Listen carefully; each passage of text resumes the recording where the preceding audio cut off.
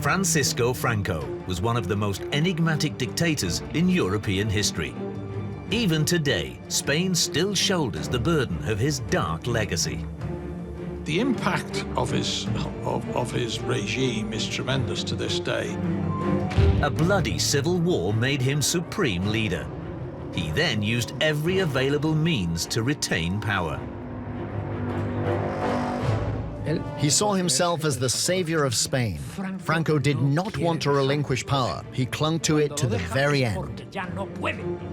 When the despot died in 1975, he left behind a divided country and took many secrets with him to the grave.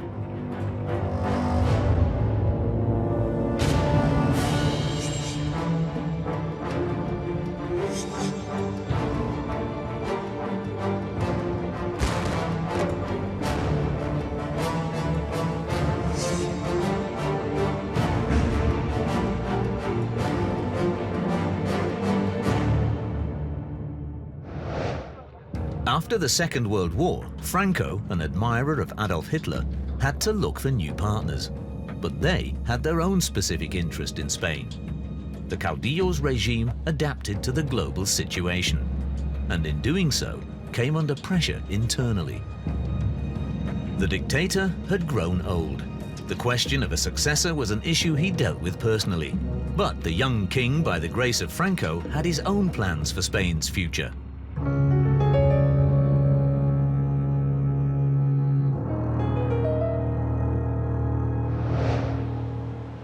After many years of stagnation, in the 1950s, Spain too experienced an economic upswing, boosted by capital from abroad.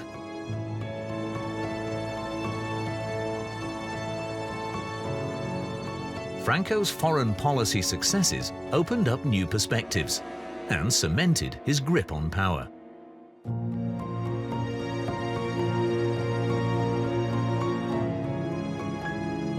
The dictator ruled like a monarch. The El Pardo, the royal palace, served as a perfect backdrop. Here, self-confident and aloof, Franco took center stage.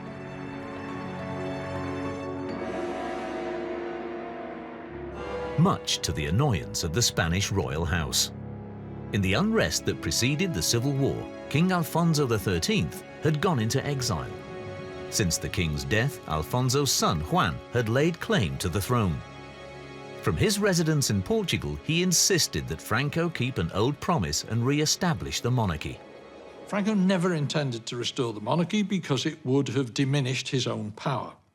However, to keep the monarchists happy, in 1947, he passed a law which was called the Law of Succession, which declared that Spain was a kingdom, but that it was a kingdom without a king, that would have a regent in the person of Francisco Franco Baramondi. But Don Juan secured a perspective for his family's future. In 1948, he agreed to send his son, Juan Carlos, to Franco. His own liberal views ruled out Don Juan himself as a successor. Effectively, what Franco is saying to Don Juan, if you ever want to be on the throne, if you want your family to come back and be on the throne, you let me have your son, and you let me train your son in the ways that I want. Franco took Juan Carlos under his wing. He received the necessary drill at elite schools and military academies. The prince was a kind of security for the dictator. He protected Franco from any over-hasty claims by the royal house. The caudillo regarded his own claim to power as incontestable. Franco saw himself as absolutely essential to the peace of Spain. And like any long-serving dictator, he always felt that as soon as he was gone, there was going to be chaos. Franco was convinced that the people stood behind him. Thanks to foreign aid, living conditions in Spain had improved. Surely that had to ensure loyalty.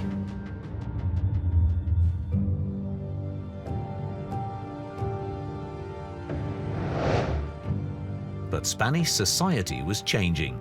the regime faced new challenges. The time for a new generation first had to come, and we were that generation, those born during the Civil War. We were not scarred by the reign of terror. We'd not experienced the repression that occurred during the war and afterwards, so we were bolder. In 1956, the University of Madrid became the first scene of unrest. Its students called for freedom and democracy. In the eyes of the dictator, that was tantamount to patricide, because the demonstrators came from the very upper class he had always favored.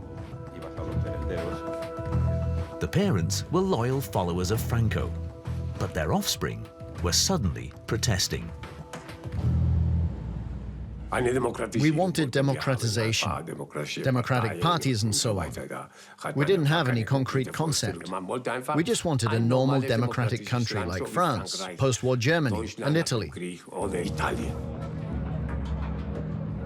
But it was actually the fascist party that held sway at Spain's universities, because Franco also used his phalangists to control the country's academic life. And they shared the caudillo's mistrust of the universities, which were seen as potential breeding grounds for dangerous left-wing ideas.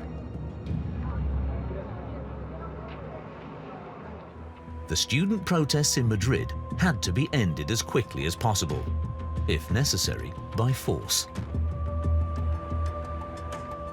The Falange was afraid of the protests gathering momentum, so it occupied the university.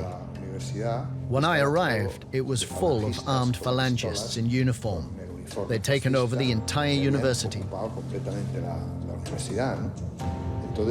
We students were sitting in a lecture theater when the phalangists suddenly began to pummel us. We put up resistance, and a real battle ensued. Tables and chairs were smashed. We picked up the chair legs and attacked the phalangists with them. The university was completely taken apart.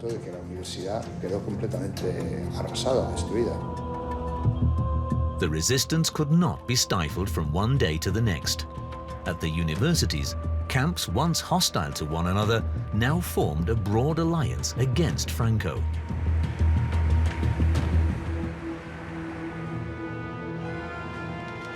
The police had been ordered to cut back on torture and political murder.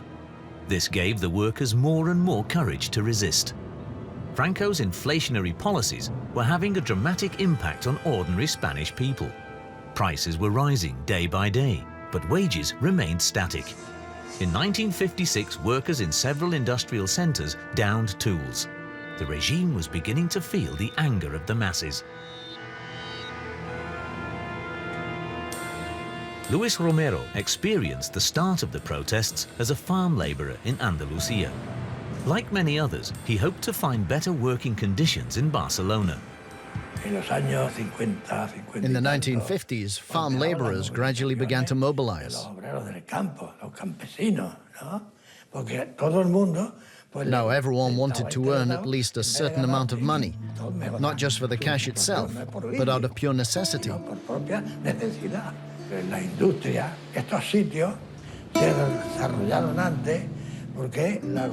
Things moved a lot faster in industry because more labor was needed there.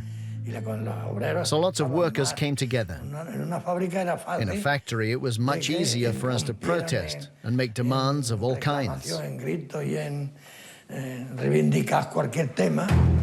But the strikers and demonstrators did not represent all Spaniards. Many were still Franquistas.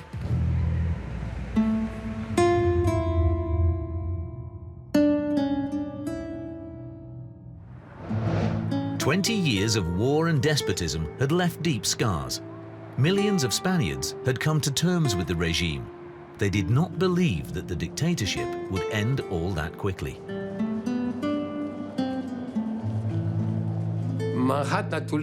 After Spain signed the agreement with the United States, that was regarded as unlikely. As long as the Americans supported Franco, the regime would not simply embrace democracy, which is what many people in Spain wanted. So they simply focused on everyday life instead of thinking politically. For many, football was a welcome distraction. In the mid-50s, the international successes of Real Madrid and Barcelona were celebrated frenetically. The emotional experience of sport united the nation, especially as the state had no influence over what happened on the field. Most Spaniards were more interested in their local club than in big politics.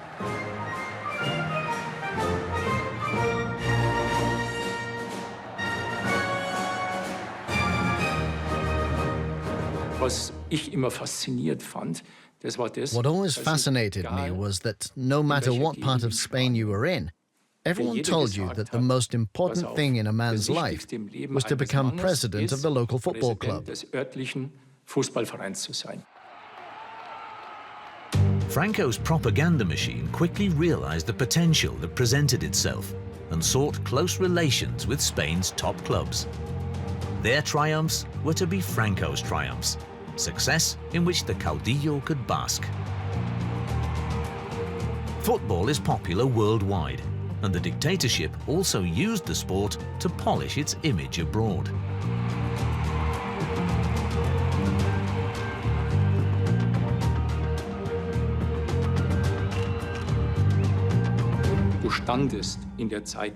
At the time, you were top dog.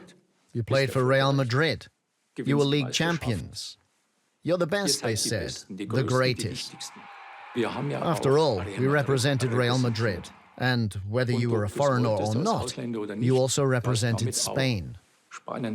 Naturally, strict guidelines were laid down as to how we had to behave.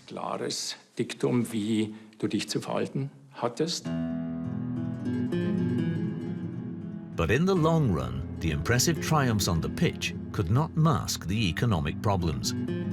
Towards the end of the decade, the upswing of the early 50s was followed by the next crisis. Because of Franco's inflationary politics, prices soared. Now it wasn't just the lower classes who faced impending poverty. Half the country was affected. Franco had to get a grip of the supply situation, even if it meant Spain sliding further into debt. The country had to import expensive industrial goods, from Germany, for example. But for its part, Spain had little more to offer than citrus fruits. More and more loans were needed, and sooner or later, the state would be bankrupt.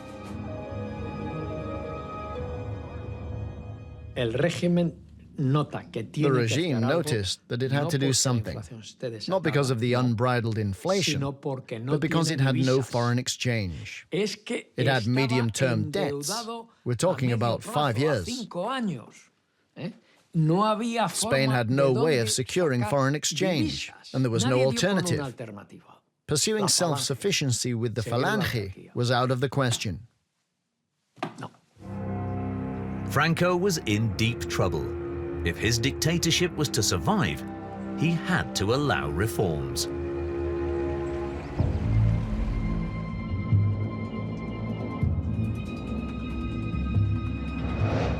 In 1957, the dictator took drastic measures and replaced 12 out of 18 ministers. For the first time, he filled cabinet posts not with minions, but with experts. Franco is 65. It's the time when most people retire. Things have changed. Franco is no longer capable of running such a society. He needs technocrats. He needs technicians who will do the job. The new ministers had a radical plan. They wanted to open up the Spanish market internationally so that the economy could at last develop. The aim was to improve living standards and thus stifle protest. Many of the reformers belonged to Opus Dei, a lay organization of the Catholic Church, whose members were regarded as particularly secretive. In Spain, Opus Dei was especially powerful. With Franco's indulgence since the early 50s, more and more members of Opus Dei had been occupying key positions in government and society. In its own educational facilities, the Catholic organization trained young people for leadership roles and imparted an elitist conception of the world. Its founder, José Escrivá, had set his sights on Spain's highly educated elite right from the start. This is where he recruited his followers. The aim was for them to occupy key positions and control the state's destiny. Opus Dei gave Franco's conservative Christian course its full support. There was no question of them having a completely free market, because being Opus Dei, the one thing they did not want to have was anything which was basically anti-regime or anti-Catholic in that particular way, so it was extremely controlled. The planned reforms were solely of an economic nature. They were designed primarily to maintain the dictatorship. But even so, the pious gentlemen had a lot of trouble convincing Franco of their plan. It was made plain to him that he could no longer drive in his car because the country had no petrol. The supplies weren't forthcoming. He was also told that as people became increasingly dissatisfied, political unrest would increase. Only then was he prepared to accept economic change, but he never actually supported it. The driving force behind the reform was a long-standing loyal supporter of Franco, Admiral Carrero Blanco, a Catholic who had paved the way for Opus Dei to enter the regime's leadership circle. Franco felt that at last he had found somebody who would perpetuate his regime and his idea of total political and social stagnation. Up to this point, the regime in Spain had been oriented entirely towards its head, the caudillo Francisco Franco. This made it vulnerable. Carrero's technocrats were now thinking of the future. Who would succeed Franco one day? In their eyes, Prince Juan Carlos was merely one of several candidates. His liberal father, Don Juan, could have a negative influence on the young man. So, Franco too had his doubts about Juan Carlos's loyalty. Could he really trust his protégé? Franco was nearing 70, which fueled speculation about his successor. The dictator's family also drew public attention. When Franco's daughter Carmencita presented the caudillo with a grandson, the race for the throne again seemed totally open. Franco himself never said a word. He didn't want to rush. Instead, he continued to keep a quiet watch on the candidates. The reformers of Opus Dei knew that the future of the regime also depended on their success. Only an end to the economic hardship would break the people's desire for freedom and their spirit of resistance. But initially, opening up the market only aggravated the crisis. Many found it even harder to feed their family. Once again, the main victims were the workers and small-scale entrepreneurs. Thousands lost their job. Many businesses suddenly became unprofitable and had to close. So it became clear that something had to be done about these people who had become unemployed and who constituted an unrest factor.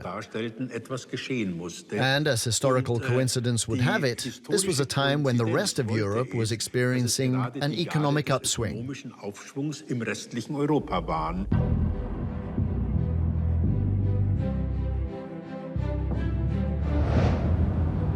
Industry was booming virtually all over Europe, but not on the Iberian Peninsula. The West European economic miracle had passed by Spain. It was in this situation that Franco discovered a new export commodity: labor.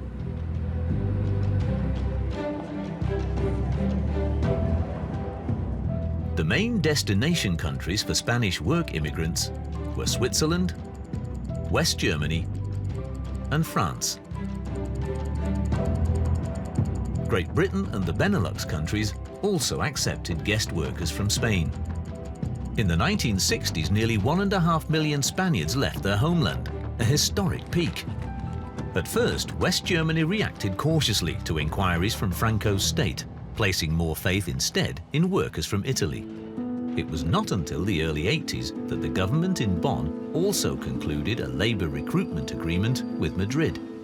In Köln richteten sich unsere Kameras auf 2 Sonderzüge mit mehr als 1100 spanischen und portugiesischen Gastarbeitern. Wie kein anderes europäisches Industrieland ist die Bundesrepublik mit ihren mehr als 600.000 freien Stellen auf sie angewiesen. José Beltrán only returned to his Spanish homeland as a pensioner. Today, he looks after the interests of guest workers worldwide. At the age of 25, Beltrán left Madrid for Oberhausen.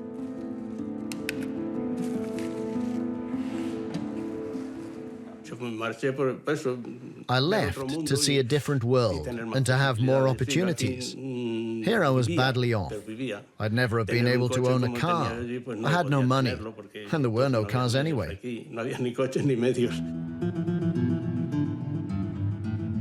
In 1962, he quickly settled in with a German family. But many of his colleagues regarded their time abroad merely as a temporary phase in their lives, just a brief stay.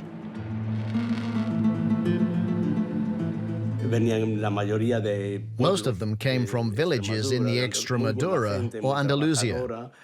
They were good, hard-working people who led simple lives. They wanted to return to Spain quickly with the money they had saved because they'd left their families and their children behind. That was tough.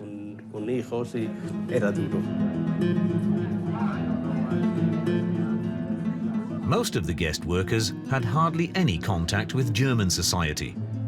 Nevertheless, life in a democracy was a defining experience. Back then, it was mainly young people who left to work abroad. They had absolutely no idea about politics. But in France or in Germany, they experienced a totally different reality.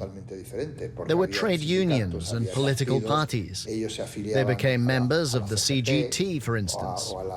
They experienced freedom and trained as activists. Then they returned to Spain and often played an important role in the workers' struggle. Their politicization had taken place in Germany, Switzerland, or France.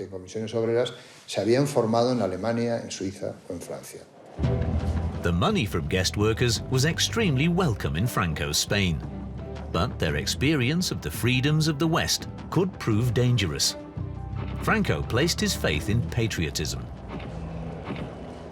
Quiero hacer llegar mi voz con la felicitación y los votos de la patria a los españoles más alejados, a los dispersos por el mundo, a los trabajadores que persiguiendo un bienestar mayor trabajan fuera de la nación, con la promesa para todos de seguir forjando la patria grande que, corrigiendo injusticias, derrame sus bienes sobre todos los españoles.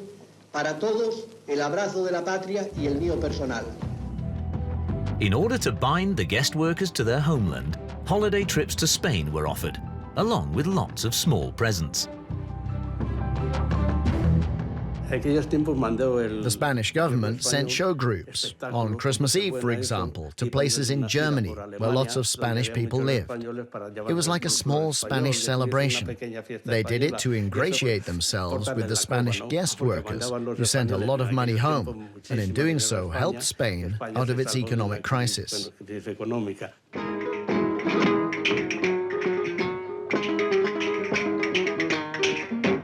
In the 1960s alone, guest workers sent the equivalent of 26.5 billion euros back to Spain, fresh capital and a breath of fresh air.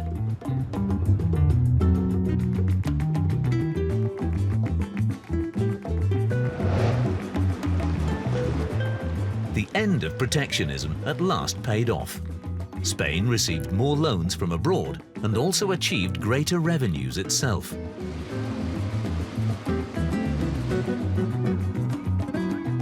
Tourism especially brought in foreign exchange. Summer after summer since the late 50s, more and more foreigners had been spending their holidays on Spain's beaches.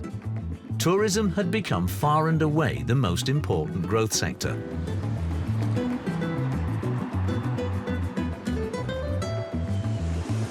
Back then, many Germans discovered Mallorca, which soon became their favorite island. Former tour guide Hans Birkhäuser experienced the early days as Mallorca developed into a holiday paradise with dubious experts from abroad.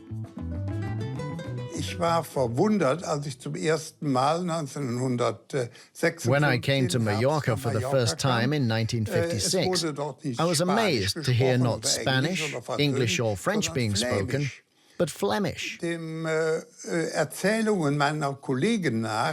According to what my colleagues told me, those speaking Flemish must have been former soldiers of the Flanders SS division. A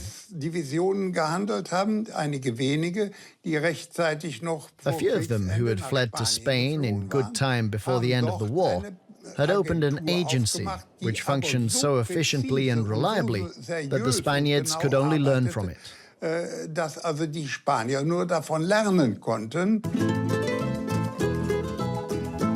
For many, holidaying in a dictatorship was not a problem. Back then, it was the Minister of Tourism, Fraga Iribarne, who coined the famous slogan, España es diferente. Spain is different. He wanted to revive the romantic cliché, but the slogan also had a political connotation. We are different in every way. We also have a different political system. But if you come to us, that is something you will have to accept. But the many bikini-clad girls full of the joys of life also constituted a threat. While economic reformers were attracting more and more tourists to the country, the regime feared the decline of traditional values. He was extremely uneasy about what effect this would have on Spanish youth. The idea that other people could travel, the pop music that was coming in, the clothing and all the rest of it, all of this completely undermined, in his view, the basis of what Spanish society should be. Franco and the church did not want any Western-style decline in moral standards, so surveillance was called for. You often saw the Guardia Civil. You would recognize them by their conspicuous tricornio hats. When I first came, they kept a close eye on what was happening on the beaches. Back then, kissing and cuddling and so on was seen as unacceptable. As time passed, though, things changed. I saw for myself how, as the number of tourists increased, the Guardia Civil turned a blind eye more and more and didn't really bother.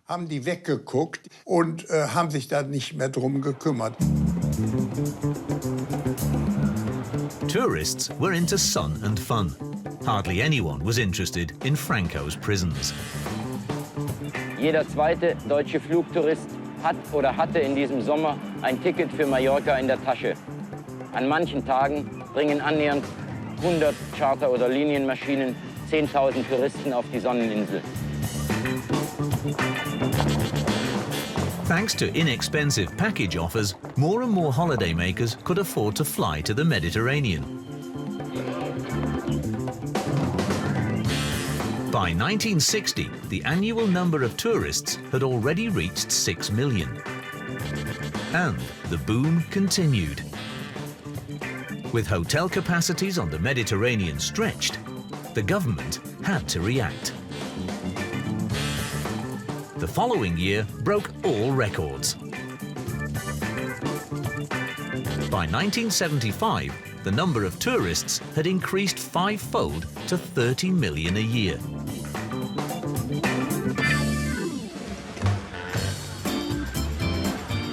In view of this bonanza, by and large, Franco gave tourism free rein. This resulted in the uncontrolled construction of ugly giant hotels.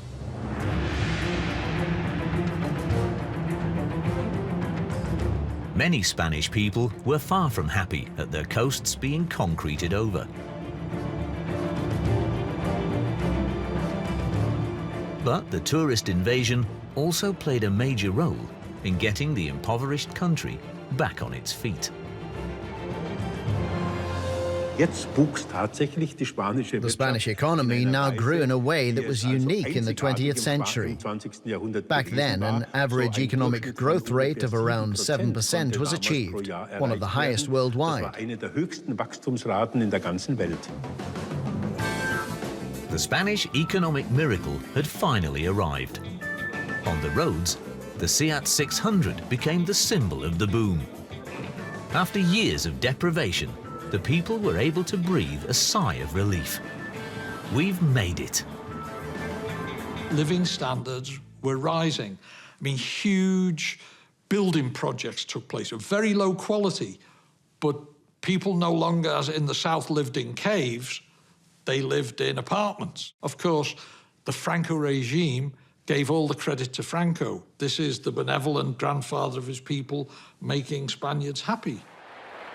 The fact that Franco had been against economic openness had long been forgotten. The state media celebrated him and the boom.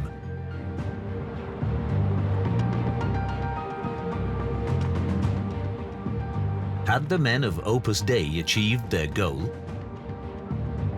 Had growing prosperity muffled criticism of the regime?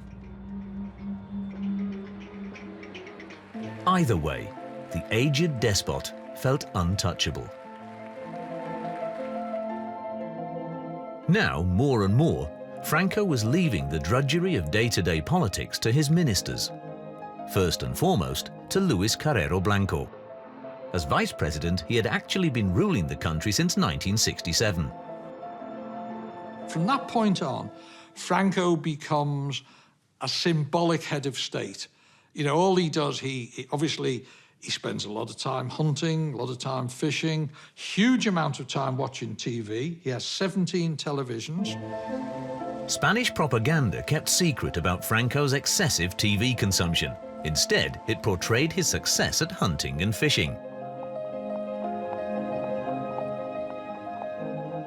The grey-haired caudillo was now over 70, and he liked himself more and more in the role of grandfather of the nation.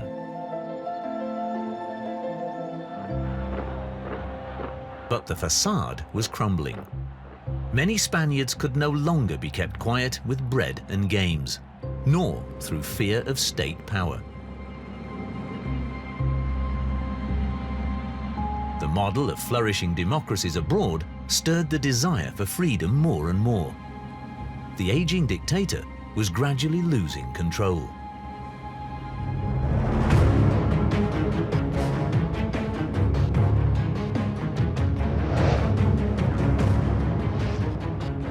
Spanish society was changing. Young people in particular were protesting.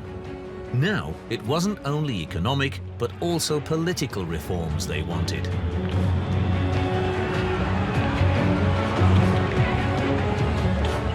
In the mid-60s, resistance to Franco's regime became more radical.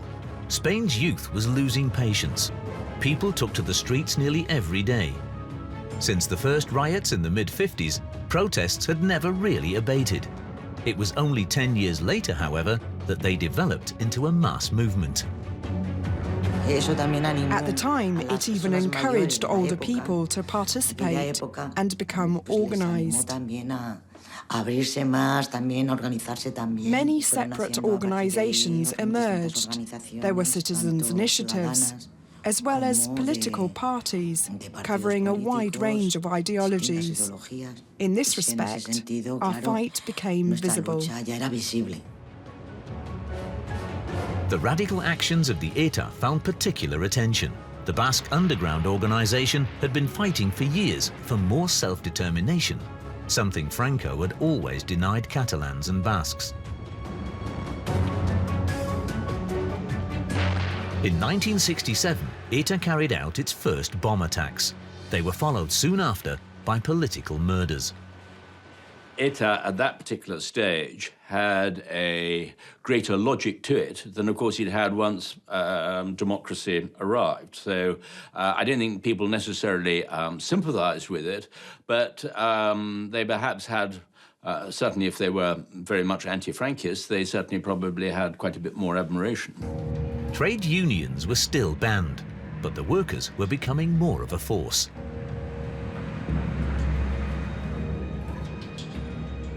Now it was no longer about pure survival. Their protests had become more political, and their goals were more ambitious. The workers' movement gradually developed into the most dangerous form of opposition to Franco.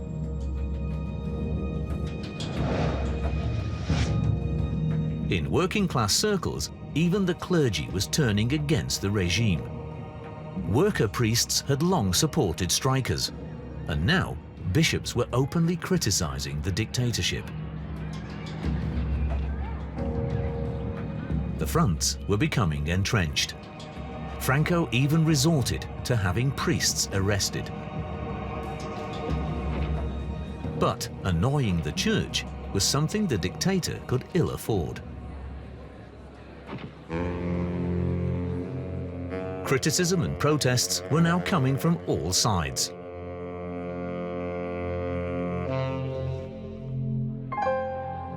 Franco desperately tried to get the people behind him. Esta batalla por la paz nuestra, la que disfrutamos en el seno de nuestros hogares, es responsabilidad de todos y de cada uno de los españoles. La fidelidad permanente a estos ideales constituye nuestra interna fortaleza y no debéis tolerar nunca que nadie, ni fuera ni dentro, trate de destruirlo.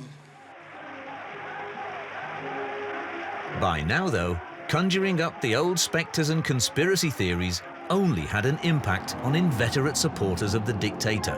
In Spain, one question was becoming more and more pressing. Who will succeed Francisco Franco?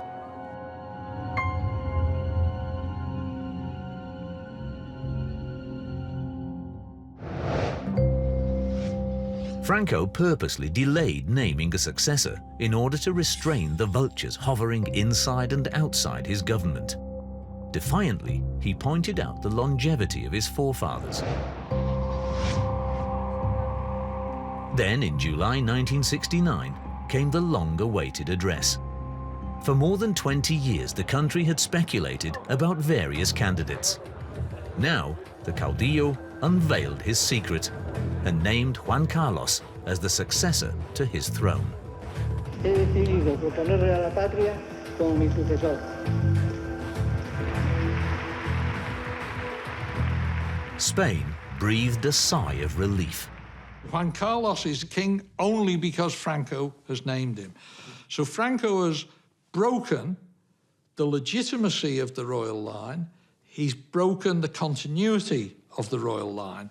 And effectively what he's doing, he is showing that he is greater than any king. 31-year-old Juan Carlos pledged absolute loyalty to the head of state. The new title, Prince of Spain, was created for this descendant of the Bourbon kings. Juan Carlos, who played his cards very, very carefully, again, in a slightly frankest way of not really revealing what his true feelings were, and so therefore gave Franco the encouragement to believe that he could actually carry things on in the future. The regime continued to keep a close eye on Juan Carlos. Close advisors, and particularly the group that gathers around Mrs. Franco, that want to make sure that there will be no move to democratization, say to Franco, and this happens, we have a lot of evidence about this, say to Franco, be careful with this Juan Carlos. He's not to be trusted. Franco's wife, Carmen Polo, was regarded as the center of the widespread nepotism. She and the Franco family's favorites were afraid of losing their privileges. Franco believed that he had young Juan Carlos under control because he had placed Luis Carrero as the head of government at the prince's side. The experienced hardliner was now also officially responsible for day-to-day political business and totally endorsed Francoism. Franco was convinced that his political heritage was secured, even though the regime was clearly unable to find any solution to the problems it was facing. The dictator was not prepared to introduce any democratic reforms. he again placed his faith more in the old methods, terror and violence. Often a demonstration consisted solely of us quickly shouting a few slogans in the street and then beating a hasty retreat. Because 2 seconds later, the police were there and opened fire, and they shot to kill. The most important thing was to say nothing if we were arrested. We had to remain steadfast in order to protect our comrades. Felisa and her fellow campaigners were repeatedly arrested and tortured for days on end. In the rest of Europe, the '68 generation was cheerfully embarking on a new beginning. But in Spain, people continued to disappear without trace. Ich habe in dieser Zeit, die ich noch Franco leben. During the time when Franco was in power, I often learnt that friends and relatives of players had been abducted or had disappeared. Oder bekannten Freunden irgendwelche Spieler bei uns zusammenhingen. Wir hatten ja Because we had players from all over Spain. Und egal wo einer herkam. Things like that happened everywhere. Überall ist irgendwas passiert in der Richtung. Information from the regime's torture chambers leaked out more and more often.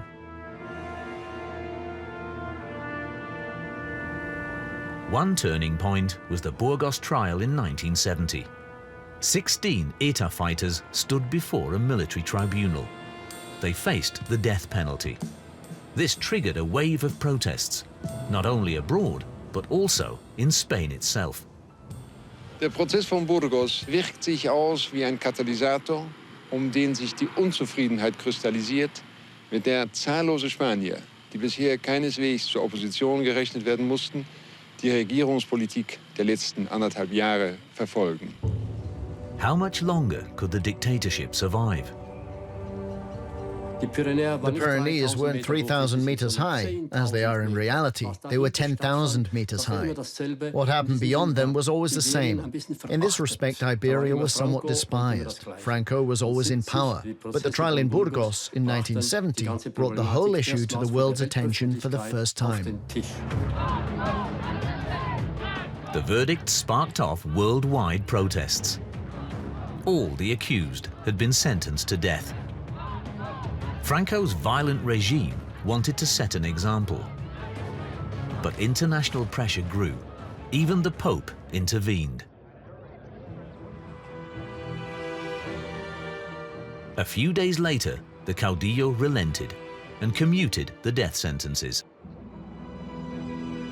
To save the dictator's face, his propaganda machine sold Franco's decision as an act of strength. As an exception, he had shown leniency. On a social level, that was quite successful, and it motivated us to see what else we could achieve. The opposition believed its time had come. Franco's health was visibly fading. He was suffering from Parkinson's disease.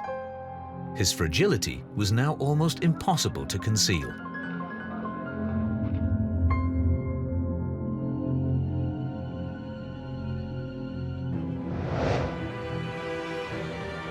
Franco's followers had taken every measure to enable the regime to survive his death.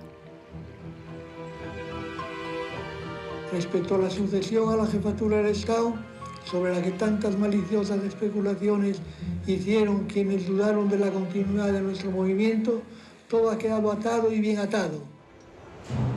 But on a December morning in 1973, Franco's plans were shattered. His faithful vice president, Admiral Carrero Blanco, was assassinated by ETA. On his way back from church, a bomb was detonated, which hurled his car high into the air. People were afraid. What is going to happen next? What I remember is the sudden silence in the city. Everybody withdrew and waited, because something like that had been totally unexpected. The dictator was heart-stricken and grieved for his veteran companion.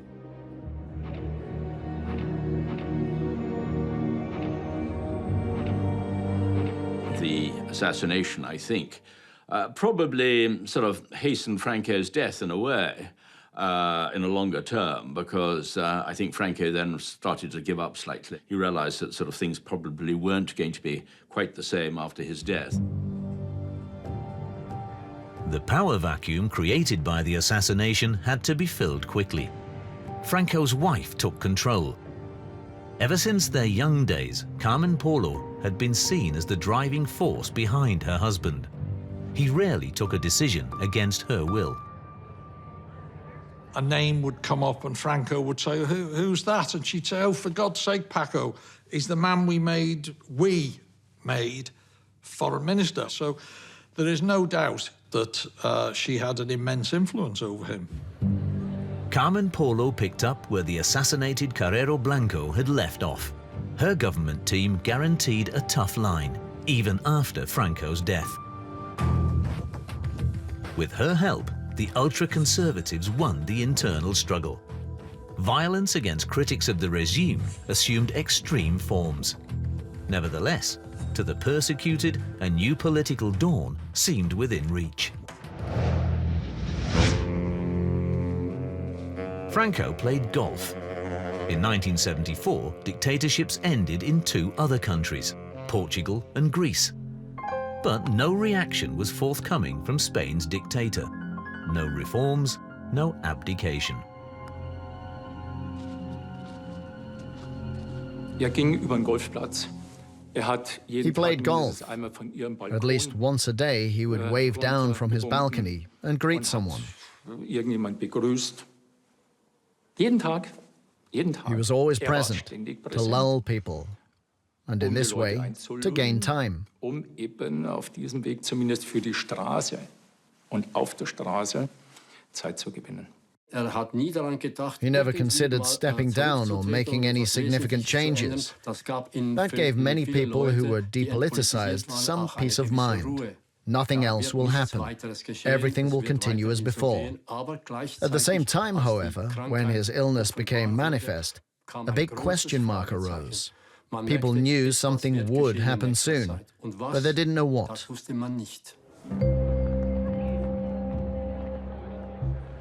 Many people were worried. Would Franco's death open up the old wounds of the Civil War? After all, Spain was still divided into camps, deeply hostile to one another. There's a total difference between those who are the supporters, who are obviously frightened about what's going to happen when Franco is out of the way, and all of those who are longing for the old bastard to die. On the 39th anniversary of its assumption of power, the regime mobilized the masses once again. This great gesture of national solidarity was also designed to intimidate the regime's critics. For over 40 years, the victor of the Civil War had placed his faith in such orchestrations time and again. He didn't have an alternative. He couldn't introduce reforms that would have met the needs of Spanish society. That would have been tantamount to negating the political work of a lifetime. And for Franco, that was out of the question.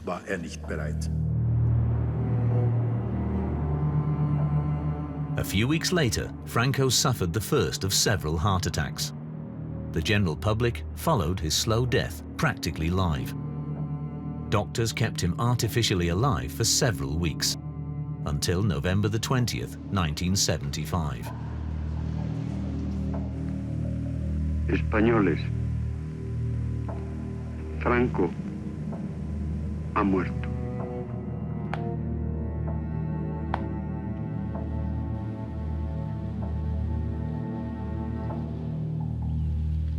Half a million Spaniards paid their final respects to the caudillo.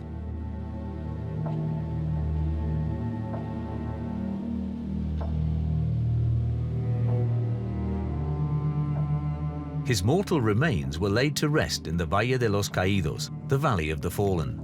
Franco had had the mausoleum built for himself many years before. Spain and the rest of the world held its breath. What would happen now? Would the dictatorship also die along with Franco?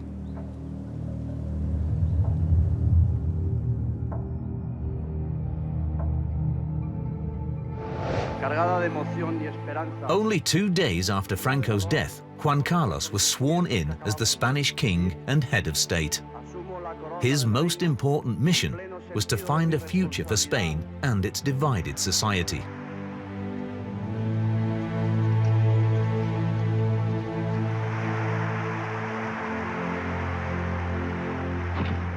Juan Carlos would soon veer from the path laid down by his patron. Reforms were inevitable, but the pressing questions were, how far-reaching would they be? And how strong was the young king on whom all hopes rested?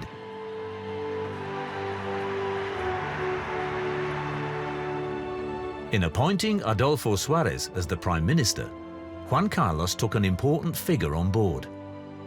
Suárez was a former Franco supporter.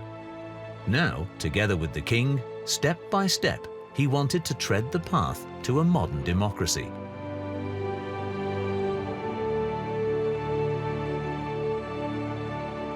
In summer 1974, free elections were held in Spain for the first time in 40 years. And an amnesty law was passed granting impunity for those who had committed crimes during the Civil War and under the Francoist regime.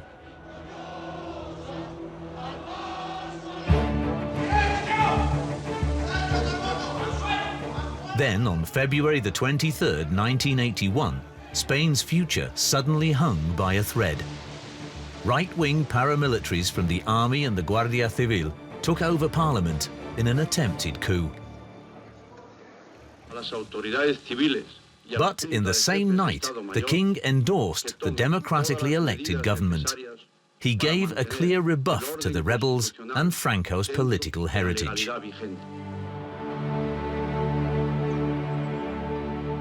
Some people had had little faith in Juan Carlos, but at that moment, he had saved democracy in his country.